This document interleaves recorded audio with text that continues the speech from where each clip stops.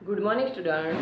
આજે આપણે ધોરણ 9 વિષય ગુજરાતી, જેમાં ગદ્ય 6 જેનું નામ છે ભાષા જાય તો સંસ્કૃતિ જાય, તો તેના વિશે અધૂરો પાઠ હતો તે આજે આપણે સ્ટાર્ટ કરીશું। તો ભાષા જાય તો સંસ્કૃતિ જાય, જેના લેખકનું નામ છે ફાધર વાલેસ અને સાહિત્ય પ્રકાર છે નિબંધ। તો લેખક ફાધર વાલેસ અને સાહિત્ય પ્રકાર નિબંધ છે।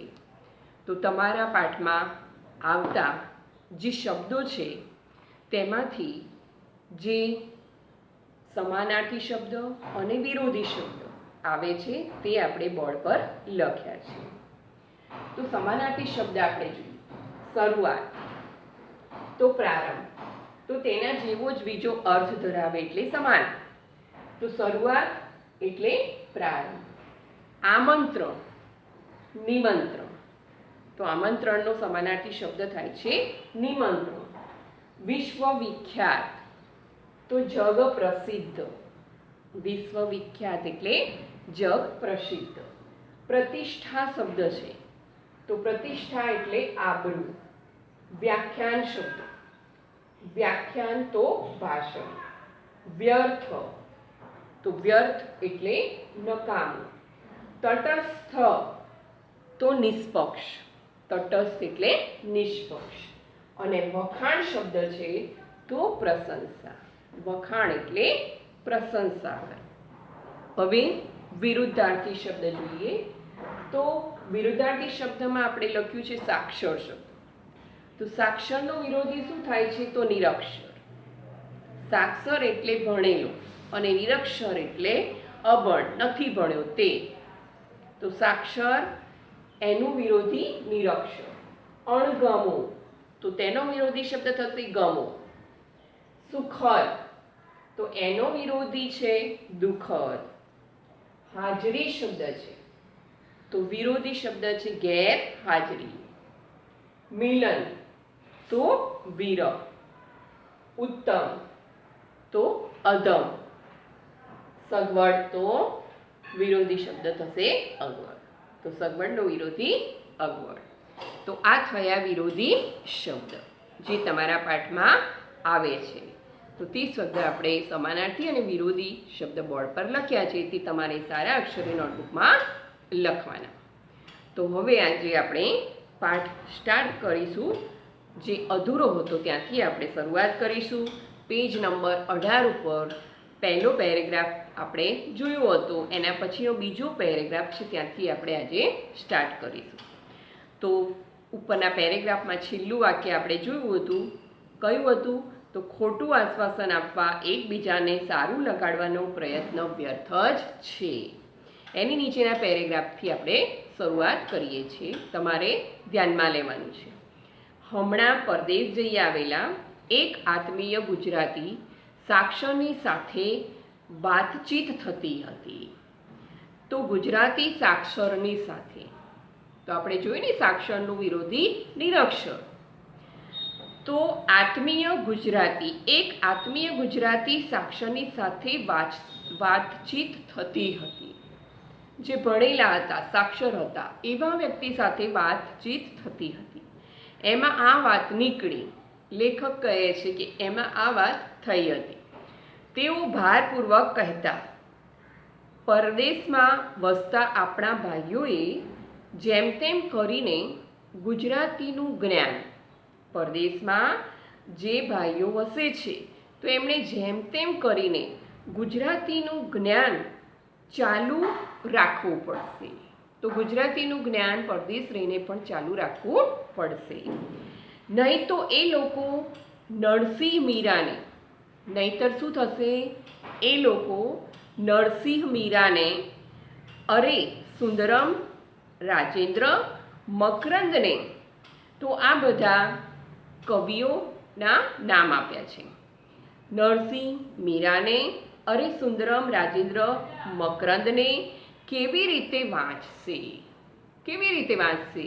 તો કવિ લેખકના નામ આપણને આપ્યા છે કે આ બધાને એ લોકો કેવી રીતે વાંચશે? મેં ધીરેથી કહ્યું, વાંચતા જ નથી. તે લોકો વાંચતા જ નથી. અને મીરા નરસિંહ વિશે તો હજીય જાણે.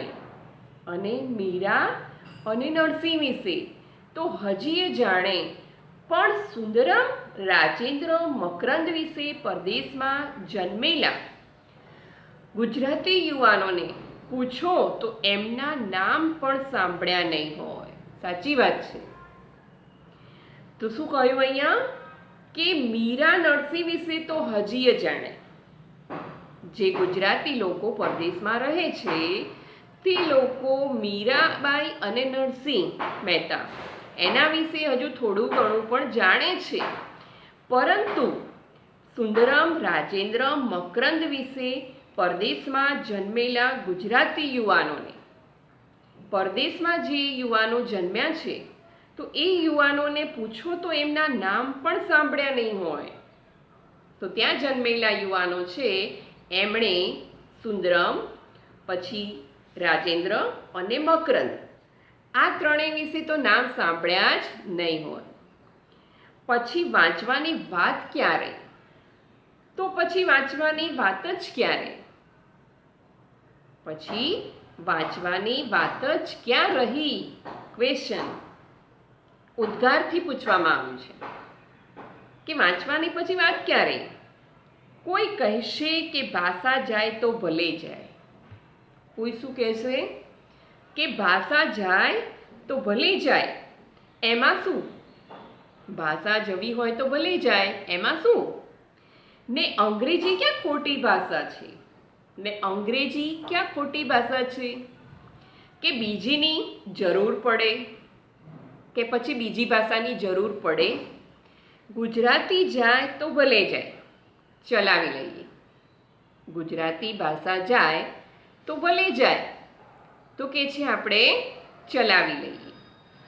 ભાષા જાય એનું દુઃખ છે, પણ ભાષા જાય ત્યારે, ભાષા જાય તેનું દુઃખ છે, પણ ભાષા જાય ત્યારે એનું બીજું અને મોટું દુઃખ અને ચિંતા છે કે ભાષા જાય ત્યારે એકલી નહીં જાય.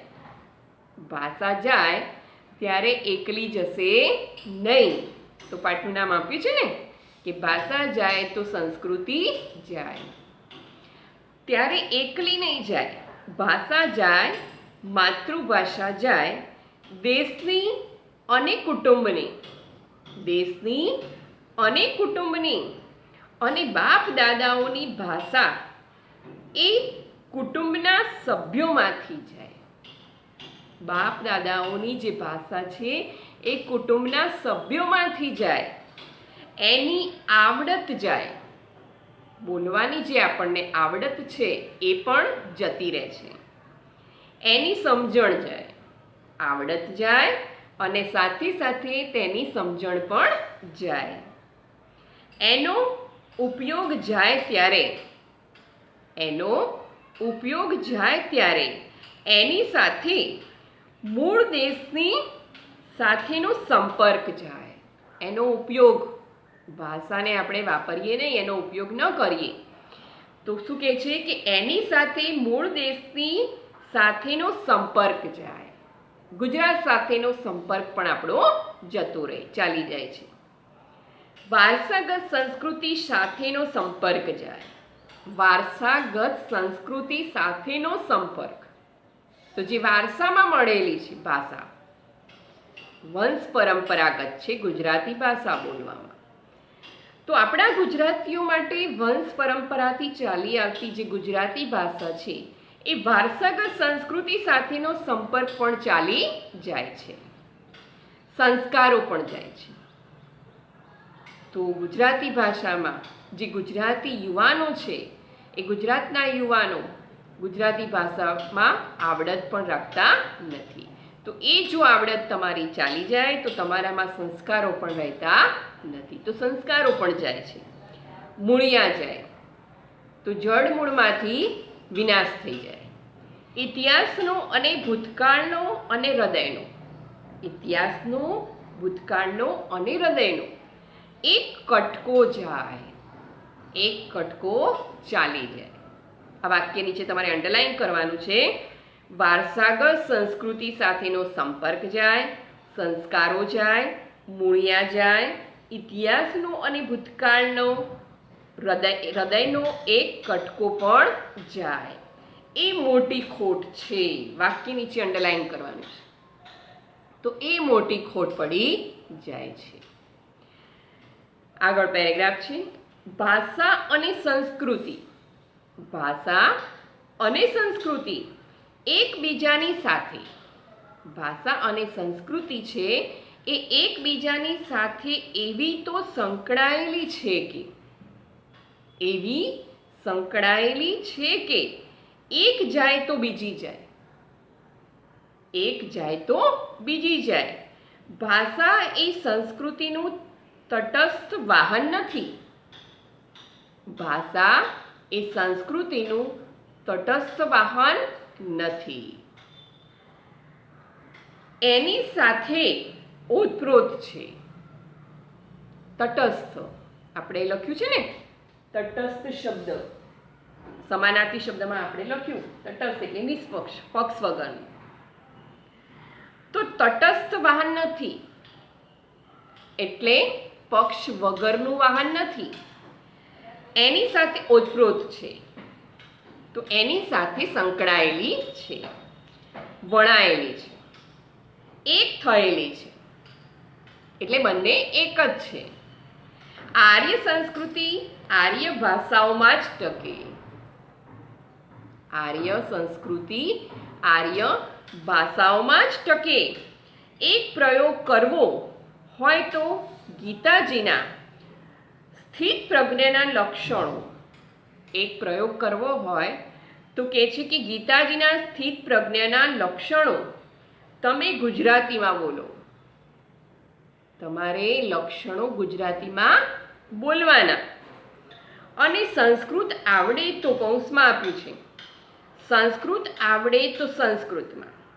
ગીતાજીના સ્થિત પ્રજ્ઞાના લક્ષણો, ગીતાજીના સ્થિત પ્રજ્ઞાના લક્ષણો. તો વાક્ય નીચે તમારે અંડરલાઈન કરવાની છે. સ્થિત પ્રજ્ઞાના લક્ષણો શેમાં છે? તો ભગવદ્ ગીતામાં. ગીતાજી શબ્દ છે એટલે કોઈ વ્યક્તિનું નામ નથી, કોઈ સ્ત્રીનું નામ નથી, પરંતુ ભગવદ્ ગીતાની વાત છે.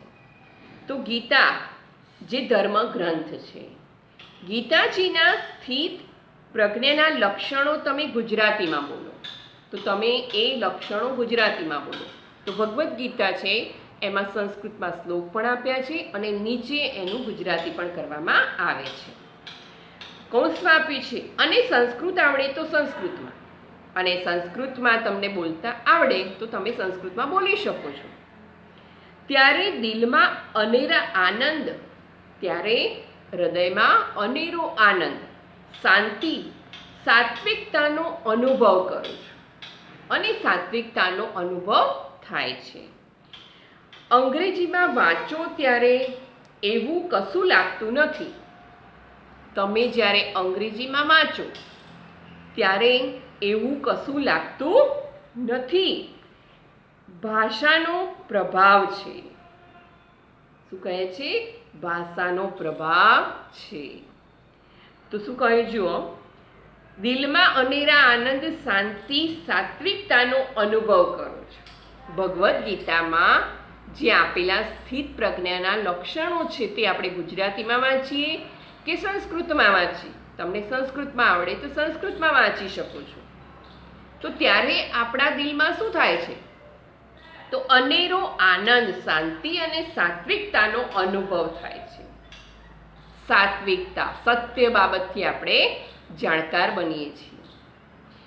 જ્યારે અંગ્રેજીમાં વાંચો ત્યારે એવું કશું લાગતું નથી.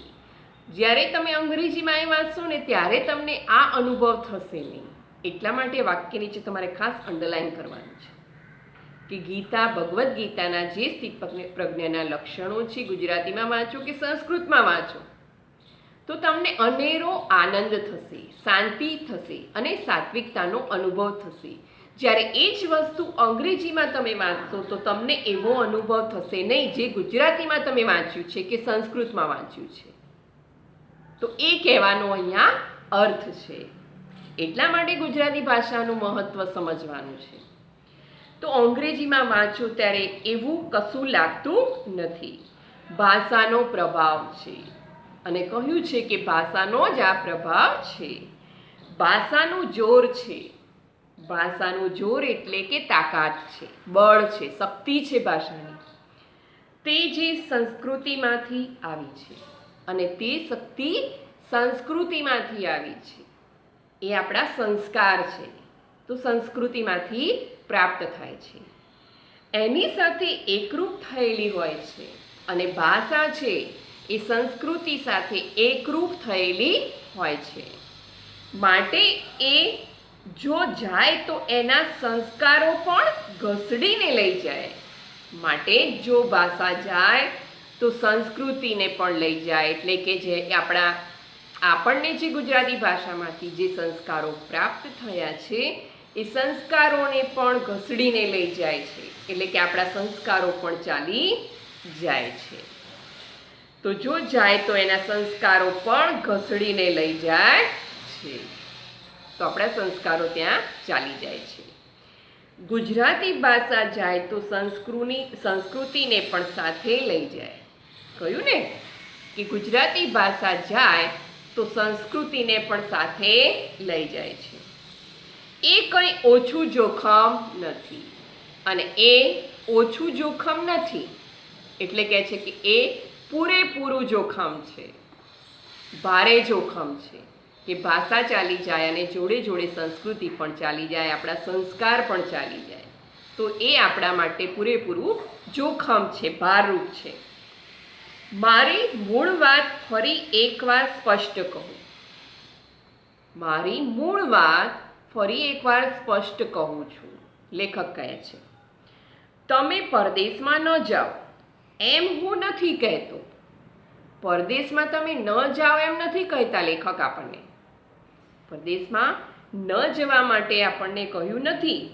ત્યાં ન રહો એમ પણ નથી કહેતો. તો લેખક સ્પષ્ટતા કરે છે કે તમે પરદેશ ન જાઓ, ત્યાં ન રહો એમ હું કહેતો નથી. તમારી ઈચ્છા હોય તો જરૂર જશો. તમારી જો ઈચ્છા હશે તો તમે જરૂરથી જવાના છો અને જરૂર ત્યાં રહેશો અને તમે જરૂર રહેવાના છો. પણ જશો તો પૂરો વિચાર કરીને જશો. પરંતુ તમે જો ત્યાં જવા તૈયાર થશો તો પૂરેપૂરો વિચાર કરીને જજો. રહેશો તો પૂરો વિચાર કરીને રહેશો અને જશો તો પૂરેપૂરો વિચાર કરીને જશો અને રહેશો તો પૂરેપૂરો વિચાર કરીને રહેશો. શું મળે અને શું જાય? લેખક કહે છે કે શું મળે અને શું જાય, શું લાભ છે અને શું નુકસાન છે. એનાથી શું લાભ છે અને શું નુકસાન છે. શાની આશા છે, આશા પણ શાની છે અને શાનો ચોક્કસ ભારે મોટો ભોગ છે. અને શેનો ચોક્કસ ભારે મોટો ભોગ છે એમ કે છે. એ બરાબર જોજો.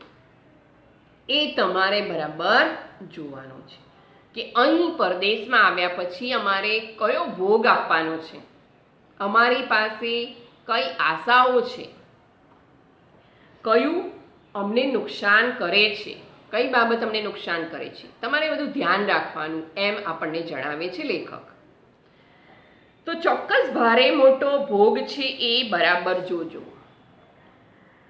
જમા ખાતે ઠીક રકમ છે.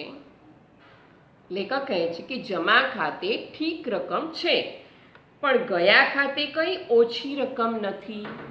પરંતુ ગયા ખાતે કઈ ઓછી રકમ નથી. બંને પક્ષ બરાબર તપાસજો અને તમારે બંને પક્ષ બરાબર તપાસવાના છે. એટલે કે ચેક કરવાના છે. પછી જવું હોય તો જરૂર જજો અને ત્યારબાદ તમારે જો જવું હોય તો જજો. તો શું કહે છે? 18મા પેજ પર છેલ્લું વાક્ય તમારે ઠીક કરવાનું છે. જમા ખાતે ઠીક રકમ છે પણ ગયા ખાતે કઈ ઓછી રકમ નથી. બંને પક્ષ બરાબર તપાસજો. બંને પક્ષ તમારે બરાબર તપાસવાના છે. એટલે કે ચેક કરવાના છે. વાક્ય નીચે અંડરલાઈન કરવાનું. પછી જવું હોય તો જરૂર જજો. તો આ તપાસ કર્યા પછી તમારે જો જવું હોય તો ચોક્કસ જજો. પણ આંખો બંધ કરીને નહીં જાઓ. પણ આંખો બંધ કરીને તમારે જવાનું નથી. બીજાઓના અનુકરણથી, ફેશનના જોરથી. બીજાનું અનુકરણ એટલે કે બીજાની નકલ કરવી. કે એવું નહીં વિચારવાનું કે બીજાના સંતાનો પરદેશ જાય છે તો હું મારા સંતાનને પણ પરદેશ મોકલું. કોઈની નકલ કરવાની નહીં.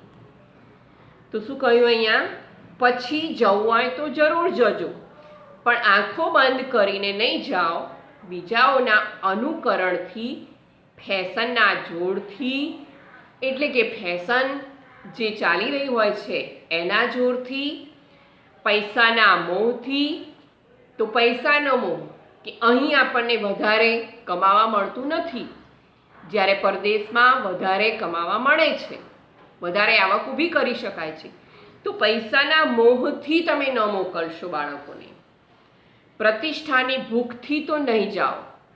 અને પ્રતિષ્ઠાની ભૂખ, તો પ્રતિષ્ઠા મેળવવી છે, પ્રસિદ્ધિ મેળવવી છે, તો એ ભૂખથી તો નહીં જાઓ. અને સાચા કારણથી જવાનો વિચાર કરશો. અને લેખક કહે છે કે તમે જો સાચા કારણથી જવાનો વિચાર કરશો ત્યારે પણ જવાથી કેવા ગેરલાભ છે. તમારા જવાથી કેવા ગેરલાભ છે. તમે જો સાચો વિચાર કરશો ને જવાનો, તો તમારા જવાથી કેવા ગેરલાભ છે, એટલે કે નુકસાન છે, એનો પણ પૂરેપૂરો ખ્યાલ કરો. તો તમને એનાથી કયું નુકસાન થશે તેનો તમારે પૂરેપૂરો વિચાર કરવાનો છે. એટલે કોઈનું અનુકરણ કરીને જવાનું નહીં. આપણને બોધ મળે છે. મા બાપનો વિયોગ, કામનો અતિરેક. પ્રસ્તાવનામાં વાક્ય આપ્યું હતું કે મા બાપનો વિયોગ, તો પરદેશ જવાથી બાળકો માતા પિતાથી વિયોગ અનુભવે છે, એટલે કે વિખૂટા પડે છે, છૂટા પડે છે. જે પ્રેમ ભાવ હતો તે દૂર થતો જાય છે. તો માતા પિતાનો વિયોગ, કામનો અતિરેક, તો ત્યાં જઈને મહેનત પણ કરવી પડે છે, પરિશ્રમ કરવો પડે છે. તો અતિરેક થઈ જાય છે, વધારે મહેનત કરવી પડે છે. ઓછું કૌટુંબિક જીવન, તો જે કુટુંબ ભાવના છે તે પણ રહેતી નથી, એટલે કે કૌટુંબિક જીવન પણ ઓછું થઈ જાય છે. લઘુમતીના જોખમ અને લઘુમતીના જોખમ, તો એ પણ દરેક વ્યક્તિને તેનો અનુભવ કરાવે છે કે આપણા ઘરમાં ફક્ત આપણા સિવાય કોઈ હોય નહીં.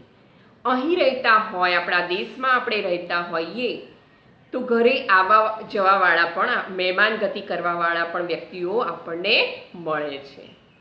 તો અહીં ત્યાં જઈને અહીં જે અનુભવ થયો છે એ ત્યાં આપણને મળતો નથી. તો લઘુમતીના જોખમ પણ જોવા મળે છે. સંસ્કૃતિનો હ્રાસ, તો સંસ્કૃતિનો હ્રાસ થાય છે. સંસ્કૃતિ ધીરે ધીરે લુપ્ત થઈ જાય છે, નાશ પામે છે. યાદ રાખો કે તમને પ્રિય છે એવી કેટલીક વસ્તુઓ તમારે માટે નહીં તો તમારા દીકરાઓ માટે તો જશે. લેખક શું કહે છે કે યાદ રાખો કે તમને પ્રિય છે એવી કેટલીક વસ્તુ તમારે માટે નહીં તો તમારા દીકરાઓ માટે તો જશે. મમ્મીની સાડી જશે. લેખક શું કહે છે?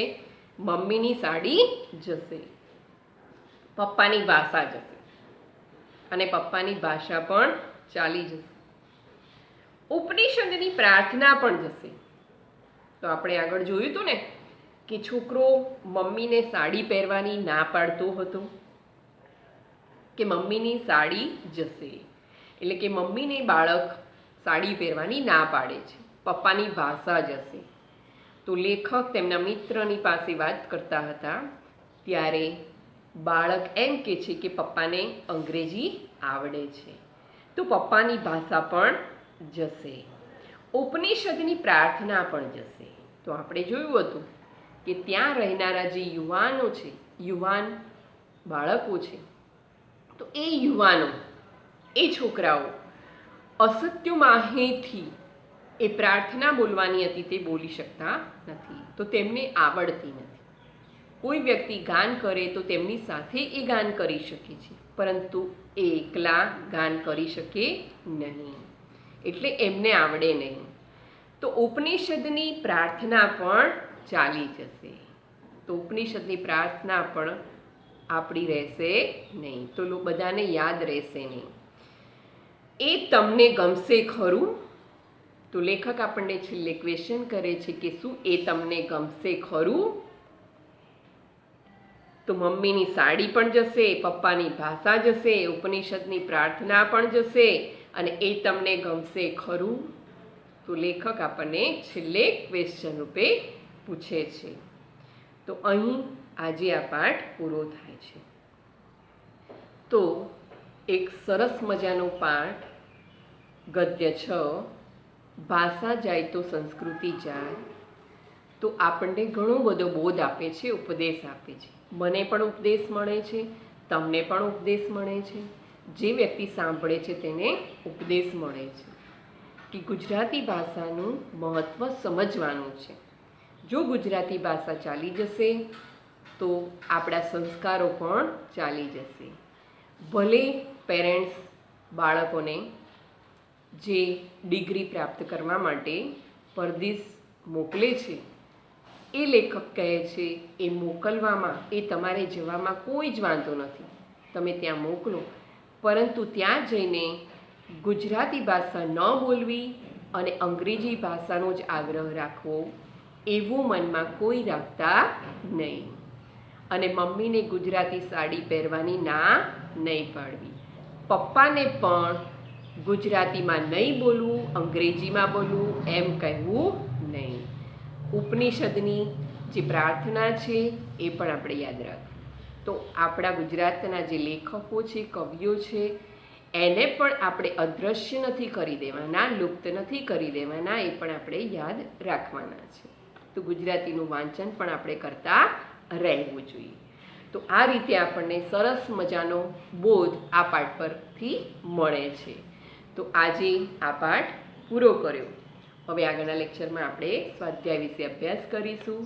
Good day.